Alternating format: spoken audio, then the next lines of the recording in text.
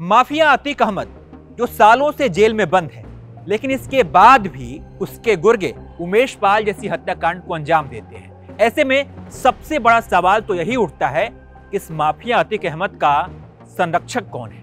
किसका संरक्षण इस माफिया को मिला हुआ है? एक नाम नहीं है। अतीक जिन जिन पार्टियों में रहा, वहां से उसे समर्थन मिला। अतीक सपा, अपना दल, ओवैसी की पार्टी और बसपा से भी ये जुड़ा रहा है। ये माफिया जहां भी रहा, जिस पार्टी में भी रहा, हनक के साथ रहा, उस पार्टी का समर्थन भी मिला और संरक्षण भी मिला। इस वीडियो में हम आपको उस राजनीतिक घटनाक्रम के बारे में भी बताएंगे जो राजू पाल और उमेश पाल जैसी हत्याओं के लिए कहा जाए तो एक कड़ी है। अगर वो घटना नहीं होती तो शायद ये सब कुछ नहीं होता। 5 बार विधायक और 1 बार के सांसद रह चुके अतीक अहमद की राजनीतिक यात्रा 1989 में शुरू हुई थी।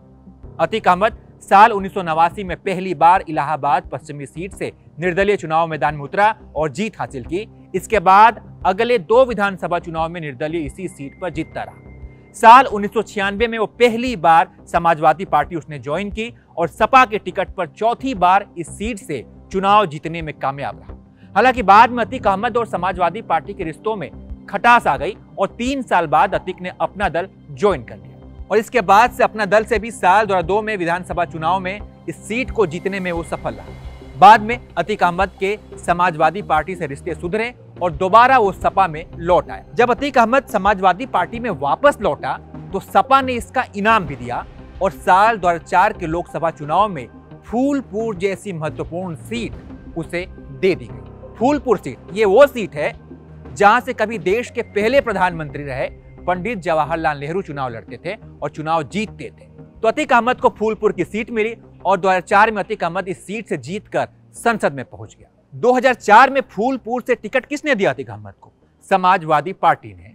और यही चुनाव है जिसका इस हत्याकांड से सबसे बड़ा कनेक्शन है, राजू पाल की हत्या का और उमेश पाल की हत्या का। 2004 में अगर समाजवादी पार्टी ने अतीक अहमद को टिकट नहीं दिया होता तो इतना बखेड़ा नहीं होता।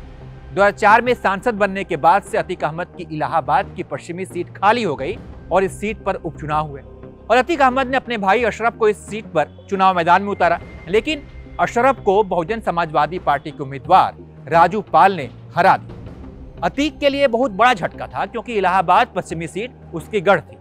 यहां से अतीक और राजू पाल के बीच अदावत शुरू हो गई। फिर आया 25 जनवरी 2005। इसके अगले दिन गणतंत्र दिवस था। देश भर में जोर शोर से इसकी तैयारियां चल रही थी। प्रयागराज को तब इलाहाबाद कहा जाता था। यहां भी लोग अपने अपने कामों में जुटे हुए थे। इस बीच शहर के सबसे पुराने इलाकों में शुमार सुलेम सराय में गोलियों की तड़तड़ाहट शुरू हो गई। कुछ लोग एक गाड़ी को घेर कर उस पर गोलियां बरसा रहे थे। कोई कुछ समझ पाता उससे पहले सैकड़ों राउंड फायरिंग हो चुकी थी। गाड़ी में सवार लोगों का पूरा शरीर छलनी हो गया था। जिस गाड़ी पर हमला हुआ था उसमें कोई और नहीं बल्कि इलाहाबाद पश्चिमी विधानसभा सीट से नए विधायक बने राजू पाल थे।